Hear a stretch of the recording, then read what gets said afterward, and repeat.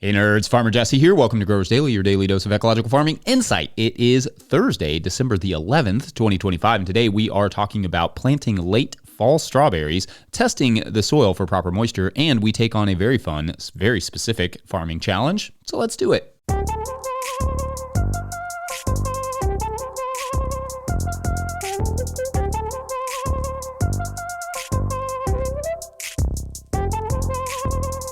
All right, happy Thursday, everyone. I hope you all are doing well and that your Decembers are behaving, or at least being a little bit have. We are expecting more snow this evening, which is, December usually has some cold and maybe a little snow, but typically it's just brown, muddy, and cover croppy out here.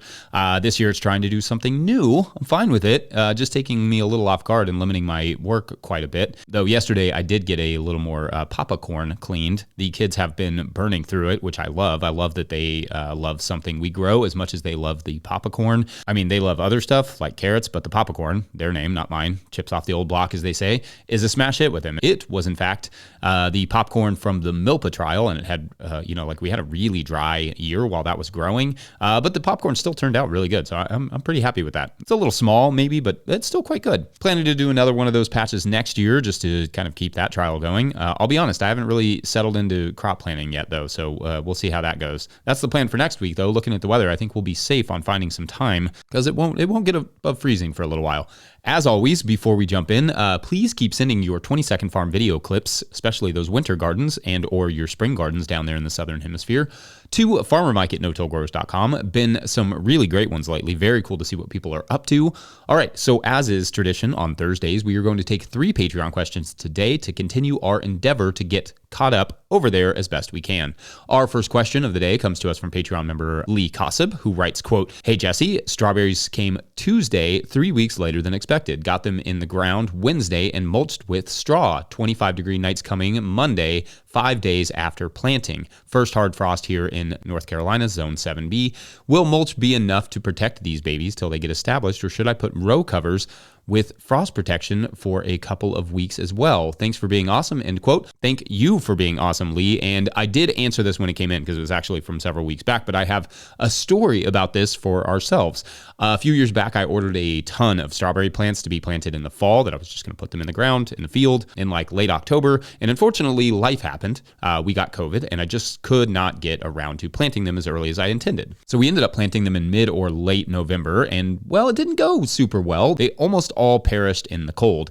They simply did not have the time to establish the roots that they needed. I think we lost something like 70% of them because I also did not have the time to protect them from the cold because we went on vacation the following week. So if you are planting a fall strawberry but late, then based solely on that experience, I'm going to recommend that you cover them. In fact, I have a bunch of strawberries right now that need to go out that are just sitting in a tunnel, but I'm going to wait through this next cold snap. They are snug in the tunnel, and then plant them after that with a nice layer of row cover.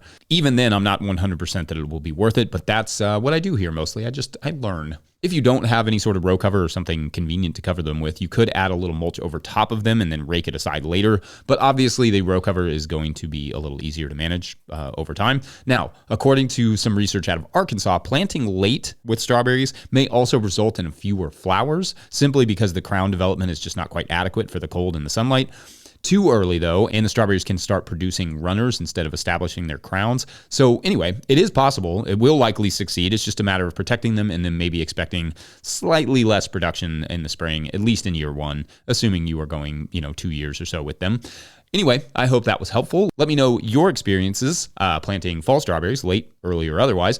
For now, though, we're going to take a quick break. When we return, we'll tackle a fun farm-specific challenge together. Love those. BRB.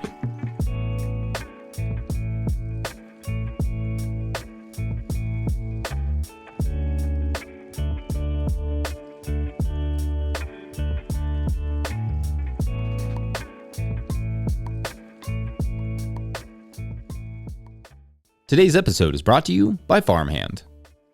Farmers who partnered with Farmhand say they grew an average of 63% this year because it's more than software. Farmhand is your business coach and assistant, helping to sell out, save time, and grow smarter with real data from real farms, shaping websites that convert, campaigns that sell, and fulfillment systems that run smoothly. Curious what that looks like? Meet the founder, Ari, at farmhand.partners/no-till and see the same insights and support the fastest growing farms rely on every week. That's farmhand.partners/no-till. Today's episode is also brought to you by FarmRaise. Still struggling with your balance sheet? Your lender's asking for a balance sheet and you're stuck with a spreadsheet mess or guessing your numbers? FarmRaise Tracks takes the stress out of farm finance. With one click, you can generate an accurate, up-to-date balance sheet that shows your assets, liabilities, and equity. No accounting degree required. You'll be ready for loan applications, tax season, or just a clearer picture of where your farm stands. Join thousands of farmers using Tracks to build stronger businesses. Get 20% off with code NOTIL20 at farmraise.com for the lifetime of your membership. All right, back to the show.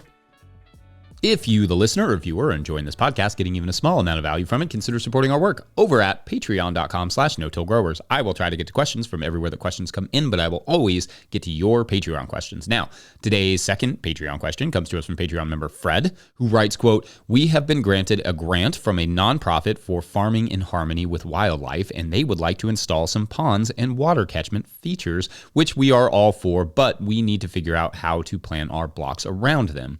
It also means we will have to bump some of our production to the neighboring field, which has been a hay field for decades. I'm feeling a bit overwhelmed trying to figure out how to smother the grass and get those new areas into production for spring, given that we're now getting record rainfall. The ground is too wet to do anything with, and there are some perennial weeds to deal with in that field. My plan has been to mow it low and smother with hay that was cut from the field earlier this year and left out to start rotting, which it has, but I don't know if that will work over winter months and if it's rotted enough to kill weed seeds in it. We do also have some tarps. My partner wants to just get into it with the BCS when it's dry enough and deal with the weeds later, but we tried that earlier this year and weeds were overwhelming, especially the grass.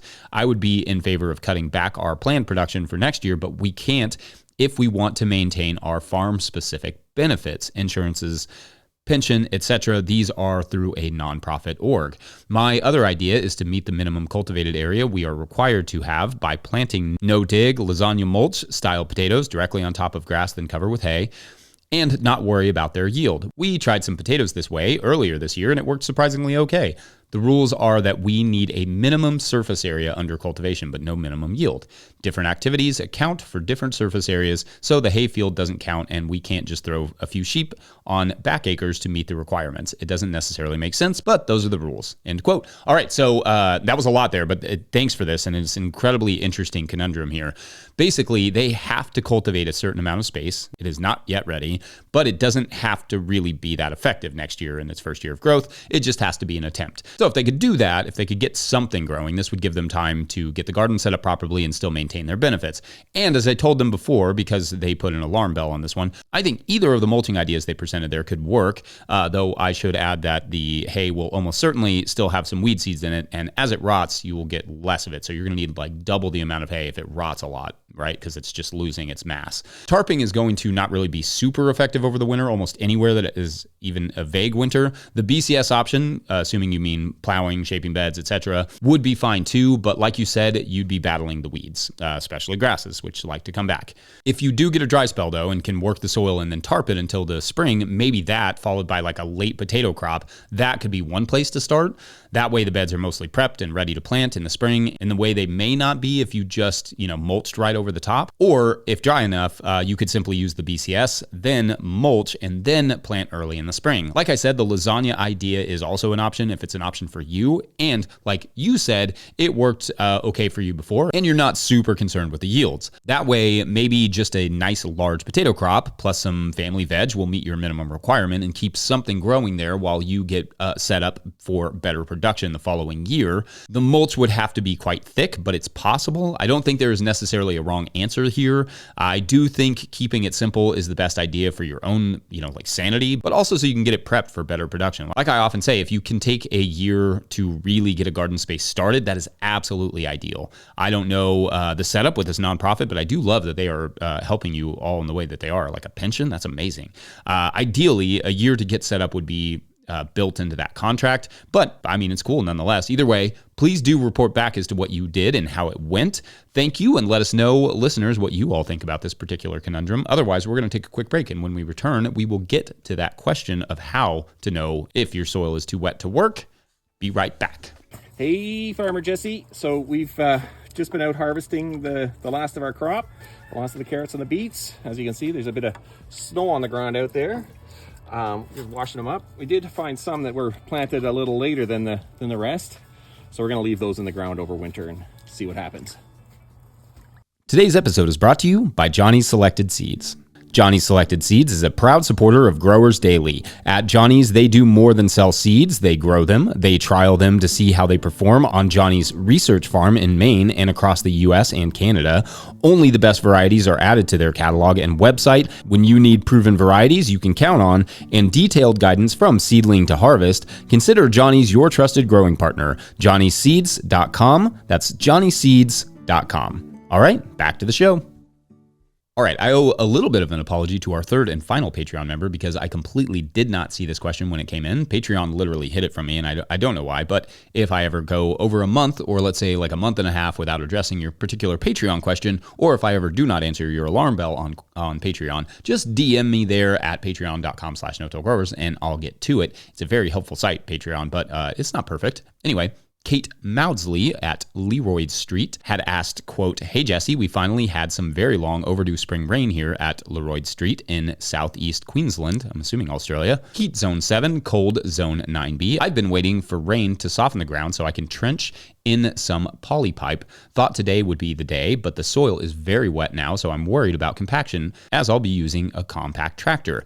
How do you decide when is the best time to do this sort of work while causing as little damage to the soil? Is there a squeeze test or something? I've got to get the pipe in so I can mow before the road's grass seeds in my bed," end quote. All right, so this is a great question and an important question for anyone wanting to work soil soon or early in the spring, and maybe even for our last grower who is having to figure out a way to get into that soil. So you could buy a soil moisture tester and all that good stuff, and I'm not going to stop you there, but I do not use one myself, never have, and I've used the same method for a decade and a half to good effect. Basically, the depth that you want to plow or work the soil, or in this case, get some, lines laid down, should be crumbly in between your fingers. What I mean is that you can take a sample from that depth using a trowel or shovel, pinch a little bit between your fingers, and rub it in one direction. If the soil slicks, meaning looks smooth when you rub it, not crumbly, I mean, maybe think like smooth like pottery or something, then it's probably too wet. If it crumbles apart, then it's just right. If it feels too dry and powdery, then it's probably too dry, and plowing at that point is likely to lose soil or just be really clumpy. One thing I think it would be helpful to mention here is moisture level. So this is just soil at about the depth that we're going to be plowing it. And what you want is you want soil that sort of crumbles. Like if it does too much slicking like that, it's too wet. But if you get, if it crumbles like this, that's like perfect. That's exactly the temperature, because if it's too dry, it's really hard to do. But if it's too wet, it'll slick and you'll create compaction. Like if you're trying to decompact a soil, you don't want to do it too wet because it will actually add compaction. A little wormy in there. Yeah, so you really you want it to kind of crumble, but still feel wet, like not slick. But even that feels pretty good. Plowing when it's too wet is going to create compaction issues, which is the primary tillage damage that the commenter is talking about here. Bad compaction from a tiller can take a decade or more to remedy with hard work. So this does have to be taken pretty seriously. Now, if the soil is too wet, consider broad forking to open it up. Literally fork it and leave the chunks that you forked up and open to the elements. That will help it to dry out faster, especially if it does not rain. If you have clay, just get as close as you can to that point of crumbliness without letting it turn into a rock. Clay kind of just goes from wet to dry pretty fast. It's just like it just wants to be pottery or concrete. So you kind of want to find that sweet spot. It isn't as easy with clay. And when you till it, make sure to make it worth that work. Add the requisite compost and amendments so that any damage you may do is getting compensated to some extent with those nutrients and those microbe homes and all those things. Now, I cannot guarantee it will dry out enough for you in time to get that pipe in. Sometimes the soil just does not do what you want it to do in the time that you want it to do it. That's just the nature of farming, I guess. We have to be adaptable, but using tricks like broad forking can, at very least, help spread things along in the wetter years. So like a few years ago, we were opening up a plot of ground for our, what would be like some of our slow rotation stuff. The first thing I did was I went through and I dug a few holes down through that plot, and I checked the soil just for that texture. And I remember one week that I went to check it, it wasn't quite there, so I had to wait another week. And then when I came back, it was fine. All the soil was in the right places. So we plowed it like we always do with the BCS. Then we shaped our beds, and then we tarped it for, I think at that time it was probably like May or June. And we threw a tarp over top of that for 2 or 3 weeks, and then pulled that back and cover cropped it and then planted it. And then from there, I think we went straight into garlic, I believe. Don't 100% remember if that was the first major crop that we put in there, but I kind of think it was. Anyway, that in terms of how we would do it is I make sure to check a bunch of spots in that area, because sometimes you have lower lying spots that can stay wetter than others. So you do kind of have to get a good feel for everything there. Anyway, I hope there was something helpful in there, as I hope every segment has something helpful. Otherwise, I think we're done here for this Thursday. Don't forget, No Till Growers is now officially a nonprofit 501c3, so donations are tax deductible and greatly appreciated. You can learn more about how to do that in the show notes. Mike will put a little link, and you just click on the link, and then the link will tell you all the things. Please make sure to like and subscribe and or follow wherever you're getting this podcast. That's an easy way to help us out as well.